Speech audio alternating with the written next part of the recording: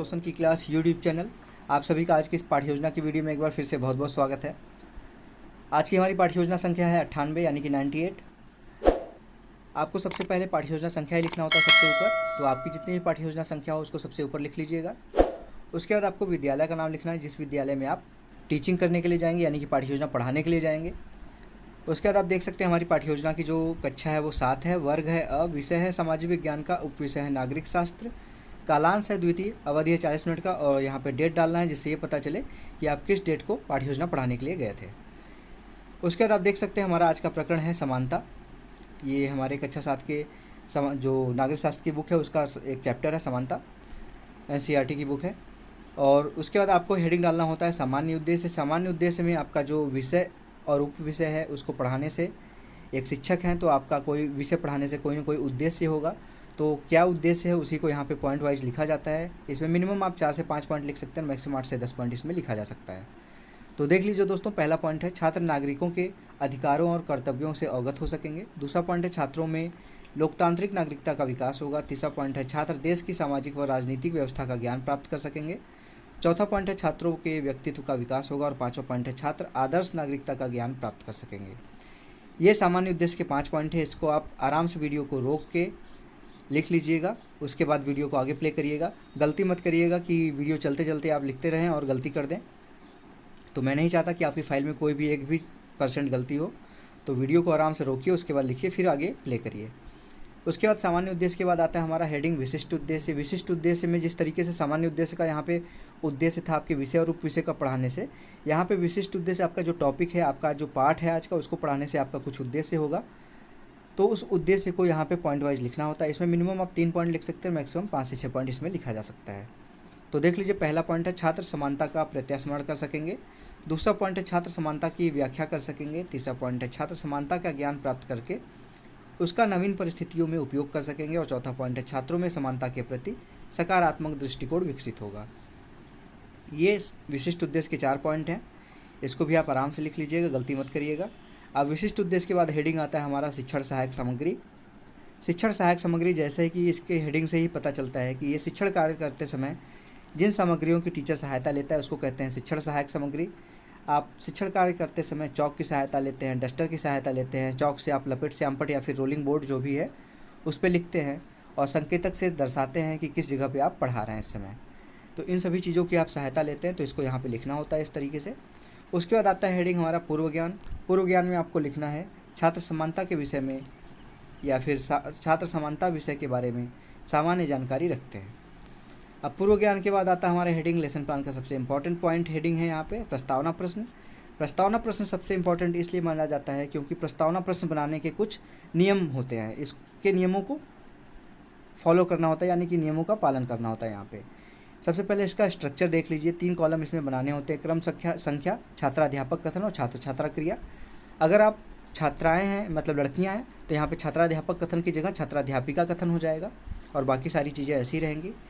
इसमें आपको मिनिमम 3 प्रश्न पूछ के अपना प्रकरण निकलवाना होता है और मैक्सिमम इसमें 5 से 6 प्रश्न भी पूछा जा सकता है।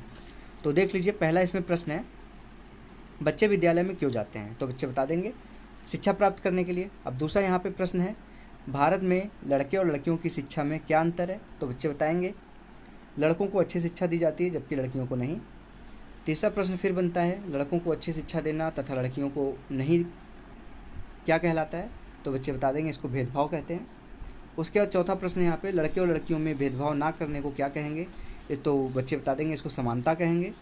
उसका लास्ट में प्रश्न है समानता के बारे में विस्तार से बताइए, तो इसका उत्तर नहीं दे पाएंगे वो लोग, तो वो मौन हो जाएंगे, शांत हो जाएंगे। तो इसको यहाँ पे लिख दीजिए इस प्रश्न को समस्यात्मक प्रश्न।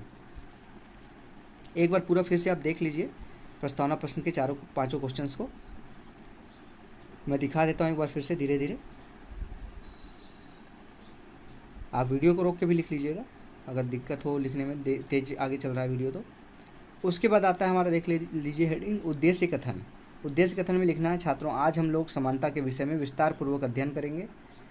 अब उद्देश्य कथन के बाद आपको इस पाठ को पढ़ाना है, क्योंकि आपने बोल दिया कि अब इसके बारे में विस्तार पूर्वक अध्ययन करेंगे, तो अब अध्ययन कराएंगे आप, शिक्षक की ये जिम्मेदारी है कि अब उस पाठ को पढ़ाए। तो पाठ को पढ़ाने के लिए हेडिंग डालना होता है प्रस्तुतिकरण, यानी कि आप पाठ का प्रस्तुतिकरण करने वाले हैं। और प्रस्तुतिकरण में देख लीजिए इस तरीके से कॉलम बनाने होते हैं। देख लीजिए इसमें 5 कॉलम होते हैं, मैं थोड़ा सा बड़ा करके दिखा देता हूँ। पहला कॉलम है शिक्षण बिंदु का, दूसरा कॉलम है छात्राध्यापक कथन का, तीसरा कॉलम है छात्र छात्रा क्रिया का, चौथा कॉलम है शिक्षण विधियाँ और 5वां कॉलम है श्यामपट्ट कार्य। अब इसमें देख लीजिए सबसे पहले शिक्षण बिंदु में आपको पॉइंट लिखना है जो चीज़ आप पढ़ाने जा रहे हैं। ठीक, तो यहाँ पे हम पढ़ाने जा रहे हैं समानता। समानता के बारे में बच्चों से जान लीजिए कि उनको कुछ नॉलेज है कि नहीं है। तो यहाँ पे विकासात्मक प्रश्न होता है, विकासात्मक प्रश्न डालिए हेडिंग। उसके बाद लिखिए पहला क्वेश्चन पूछिए, लड़के और लड़कियों को समान अधिकार देना क्या कहलाता है। तो बच्चे बता देंगे, यहाँ पे छात्र छात्रा क्रिया में देख लीजिए लिखा गया समानता, उसका उत्तर देंगे समानता। अब दूसरा प्रश्न यहाँ पे पूछे समानता का विस्तारपूर्वक व्याख्या करिए। तो इसका उत्तर अभी नहीं दे पाएंगे, वो मौन हो जाएंगे। ये प्रश्नीकरण विधि थी, तो शिक्षण विधियों में लिख दीजिए प्रश्नीकरण विधि। अब इसके बाद जब वो मौन हो गए, समानता के बारे में विस्तार से नहीं बता पाए, तो उसके बारे में आप शिक्षक की एक जिम्मेदारी होती है कि उसके बारे में शिक्षक बच्चों को बताए। तो यहाँ पे देख लीजिए लिखा गया है, समानता का अर्थ यह है कि प्रत्येक व्यक्ति से उसकी आवश्यकता का ध्यान रखते हुए समान व्यवहार करना, प्रत्येक व्यक्ति को उसकी क्षमता के अनुसार काम करने का अवसर प्रदान करना। लोकतंत्र नागरिकों की समानता को बढ़ावा देता है। हमारे देश में सभी को समानता का मौलिक अधिकार है। अब इसके सामने आपको लिखना है छात्र छात्रा क्रिया में। छात्र ध्यानपूर्वक सुनेंगे, और जो अभी आपने स्पष्टीकरण दिया वो व्याख्यान दे रहे थे एक तरीके से, तो वो हो जाएगा व्याख्यान विधि। अब श्यामपट्ट पे क्या लिखना है आपको देख लीजिए। श्यामपट्ट कार्य में लिखना है भारत में समानता का एक मौलिक अधिकार है। अब उसके बाद दूसरा पॉइंट आता है शिक्षण विधि में, भारतीय समाज में समानता। भारतीय समाज में समानता के बारे में भी आप विकासात्मक प्रश्न पूछ लीजिए। पहला प्रश्न है इसमें, समाज में लिंग वर्ग जाति के आधार पर भेदभाव न करना क्या कहलाता है। तो बच्चे बता देंगे समानता कहते हैं इसको भी। अब दूसरा प्रश्न यहाँ पे आता है, भारतीय समाज में समानता के विषय में बताइए। तो बच्चे मौन हो जाएंगे, इसके बारे में अभी भी नहीं बता पाएंगे भारतीय समाज के बारे में, तो मौन हो जाएंगे। ये भी प्रश्नीकरण विधि थी, तो यहाँ पे प्रश्नीकरण विधि लिख दीजिए शिक्षण विधियों में। अब फिर से आप स्पष्टीकरण देंगे। शिक्षक का कार्य होता है जब कोई बच्चे कुछ प्रश्नों का उत्तर नहीं दे पाते हैं तो उसके बारे में बताएं बच्चों को। तो यहाँ पे बच्चों को बताएंगे स्पष्टीकरण में, भारत में सभी को समानता का अधिकार दिया गया है। इसमें कोई भी जाति किसी के साथ धर्म, जाति, लिंग और जन्म के स्थान के आधार पर भेदभाव नहीं कर सकता। सभी को सार्वजनिक स्थानों पर जाने पर नहीं रोका जा सकता। सभी को सरकारी नियुक्तियों में यानी कि सरकारी जॉब्स में समान अधिकार मिलना चाहिए। ये है भारतीय समाज में, यहाँ पे देख लीजिए जो हेडिंग डालते हैं भारतीय समाज में समानता, इसके बारे में यहाँ पे स्पष्टीकरण दिए आप। तो इसके बारे में भी छात्र ध्यानपूर्वक सुनेंगे। ये भी व्याख्यान विधि था, तो यहाँ पे व्याख्यान विधि लिख दीजिए इसको भी। उसके बाद श्यामपट्ट कार्य में लिखिए, किसी भी व्यक्ति को के साथ धर्म, जाति, लिंग, जन्म स्थान के आधार पर भेदभाव ना हो, ये होता है समानता। अब इसके बाद आता है हमारा स्पष्टीकरण के बाद आता है हमारा हेडिंग पुनरावृत्ति प्रश्न। पुनरावृत्ति के प्रश्न में देख लीजिए आपको यहाँ पे 2 प्रश्न लिखा गया है। मिनिमम आप 1 से 2 प्रश्न पूछ सकते हैं पुनरावृत्ति के प्रश्न में, और मैक्सिमम 3 से 4 प्रश्न इसमें पूछा जा सकता है। और पुनरावृत्ति का प्रश्न यहाँ पे बच्चों का ध्यान पढ़ाई की तरफ लगाए रखने के लिए बीच बीच में पूछा जाता है। तो इसमें शिक्षक की यहाँ पे एक शिक्षक का मुख्य कार्य होता है कि बच्चों का ध्यान कब पढ़ाई की तरफ नहीं लग रहा है उसका ध्यान रखें, और उसी समय प्रश्न पूछ लें बच्चों से, पूरी क्लास से प्रश्न पूछ लें, जिससे बच्चों का ध्यान अगर कहीं बाहर की तरफ गया होगा, कहीं पढ़ाई की तरफ नहीं होगा, बातचीत कर रहे होंगे, तो प्रश्न पूछने पे आपकी तरफ आकर्षित होंगे, और जब आकर्षित होंगे तो वो अच्छी तरीके से पढ़ने में मन लगाएंगे। तो यहाँ पे देख लीजिए पूछा गया है पहला प्रश्न, समानता का क्या अर्थ है, और दूसरा प्रश्न है लोकतंत्र में सभी को कैसा अधिकार प्राप्त है। अब उसके बाद आता है मूल्यांकन का प्रश्न। मूल्यांकन का प्रश्न यहाँ पे शिक्षक अपना मूल्यांकन करता है कि उसने जो 40 मिनट की क्लास में आज पढ़ाया है वो बच्चों को कितने अच्छे तरीके से समझ में आया है। अगर उसने अच्छे तरीके से अच्छे व्यवहार किया होगा यूज, तो बच्चों को अच्छे तरीके से समझ में आया होगा, अच्छे तरीके से व्याख्या किया होगा तो बच्चों को अच्छे तरीके से समझ में आया होगा। तो अगर बच्चे उसके पूछे गए प्रश्नों का उत्तर दे पाते हैं तो उसको पता चल जाएगा कि उसने अच्छे तरीके से पढ़ाया है।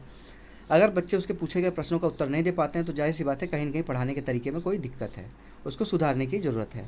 तो यहाँ पे भी आप मिनिमम 1 से 2 प्रश्न पूछ सकते हैं, मैक्सिमम 3 से 4 प्रश्न इसमें भी पूछा जा सकता है। तो यहाँ पे देख लीजिए पहला प्रश्न है भारतीय समाज में समानता को समझाइए, और दूसरा प्रश्न है अवसर की समानता से आप क्या समझते हैं। अब मूल्यांकन के प्रश्न के बाद आता है लास्ट में हमारा गृह कार्य। गृह कार्य सभी को पता है, गृह कार्य को इंग्लिश में कहते हैं होमवर्क, और ये कार्य दिया जाता है घर से करके लाने के लिए, और बोला जाता है कि कल की क्लास में यानी नेक्स्ट क्लास में आपका ये काम चेक होगा, और या फिर कोई काम दिया जाता है याद करने के लिए तो उसको पूछा जाता है। तो यहाँ पे बच्चों को बोल दीजिए भारतीय समाज में के लोगों को किस किस क्षेत्र में समानता का अधिकार प्राप्त है, इसको लिख के ले आना है आपको कॉपी में अपने। तो इसी के साथ आज का ये लेसन प्लान समाप्त होता है। गृह कार्य लास्ट पॉइंट होता है लेसन प्लान का। तो हमारा लेसन प्लान आज का समाप्त होता है। अगर आप लोगों को आज का लेसन प्लान पसंद आया हो तो प्लीज़ इस वीडियो को लाइक करिएगा दोस्तों। आप लोगों के लिए मैं यहाँ पे डेली बेसिस पे कोई ना कोई लेसन प्लान या फिर सुपर टेट या फिर IBPS बैंक का जो क्लास है RRB का, वो यहाँ पे चला रखा है। तो आप लोग अगर रेगुलर बेसिस पे रोशन की क्लास यूट्यूब चैनल से जुड़े हैं तो आपको लाभ ज़रूर मिलेगा। और अगर आप आज की वीडियो को अभी तक शेयर नहीं किए तो अपने दोस्तों के साथ किसी भी ग्रुप से जुड़े हैं, फेसबुक ग्रुप से जुड़े हैं, व्हाट्सएप ग्रुप से जुड़े हैं, तो वहाँ पे शेयर कर दीजिए। और अगर अभी तक आपने रोशन की क्लास यूट्यूब चैनल को सब्सक्राइब नहीं किया तो नीचे लाल कलर का सब्सक्राइब बटन आ रहा होगा, उस पर क्लिक करके सब्सक्राइब कर लीजिए और साथ ही साथ बेल आइकन पर भी क्लिक कर दीजिए। तो दोस्तों मिलते हैं नेक्स्ट वीडियो में, तब तक के लिए आप लोगों का बहुत बहुत धन्यवाद। जय हिंद, वंदे मातरम।